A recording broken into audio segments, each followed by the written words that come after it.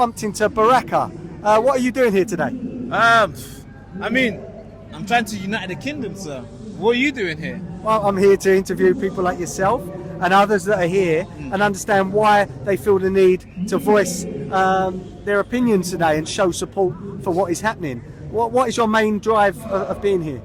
I mean, my main drive is the fact that normal working people, grandpa, grandma, grandkids, sons, daughters, are getting arrested for no reason, for absolutely no reason. We have terrorists here in this country, and those people are walking around freely.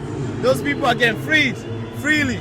Right. And normal people like probably her, probably you, probably me can be picked up anytime and go to jail. So obviously I've been to the anti-racist or anti-fascist protest as well, and no one wanted to speak to me. So I've come here today to try and find out exactly, what the problem is and why people are here.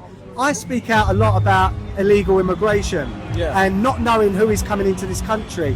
Unverified, unchecked men. Is that something that is high on your list of why you're here? That's the problem too, because you see, right, when you see the government cares more about the people who have not contributed anything to this land than the people who have worked through the whole way, who have contributed so much to the system, like the pensioners, the winter fuel, scrapped. Why? Came from Sudan, arrived, somehow he's getting a house, he's getting everything for free, and you're sitting there, you're like, really? How is that possible? Because the 60-year-old, the 70-year-old, the 80-year-old who are not getting the winter fuel allowance have contributed so much to this country. And I think they deserve something back. Look, obviously I don't need to warn you, but just you being here today, you are going to get labelled as far right. I mean, how does that make you feel? You're not far right, are you? I mean, I get it in my videos as well. Every time when I talk about Tommy Robinson or the March or Uniting the Kingdom, I'm called far right football hooligan, racist, Nazi, whatever name you can think of under the sun. And it's crazy because the same people who out there, the ones that they didn't want to speak to you, the same people who are out there, they're flying the wrong flag, they're flying a foreign flag actually, right? They are crying for another land to be freed. They are crying for another land to have peace than the land that they're living in. Look, to be honest, I wanted to just get their viewpoint, and I've come here today as a media figure, as someone that wants to try and give balance out there. So I'm going to be speaking to a lot of people here today.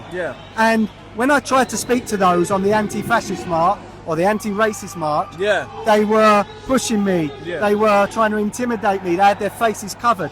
Yet I come here and I'm seeing people of all colours and creeds and religions coming together, singing, booing Keir Starmer. I was quite shocked at how unpopular Keir Starmer is here. Exactly. Would you vote Labour? I've never voted Labour. Right. I never voted. My first vote was for Reform UK. I'm really new into politics. I got in when I was 22. I'm 23 right now. So I'm really new. My first vote was on Reform UK. And then he did the U-turn. I'm like, hang on a minute. So then I reached out to Nick Tenconia, start speaking to him. Then I was like, okay, you speak my language. I understand. Maybe next election, if Reform UK don't change, you might get my vote. Right. So never voted Labour. But sadly, I have a Labour MP, so everything's very sad over there, up north. So Baraka, it has been a pleasure talking to you today. Thank you so much. And sir. I learn a lot speaking, from you and to people out there. Thanks for your time. Thank you. And am I right to put this up?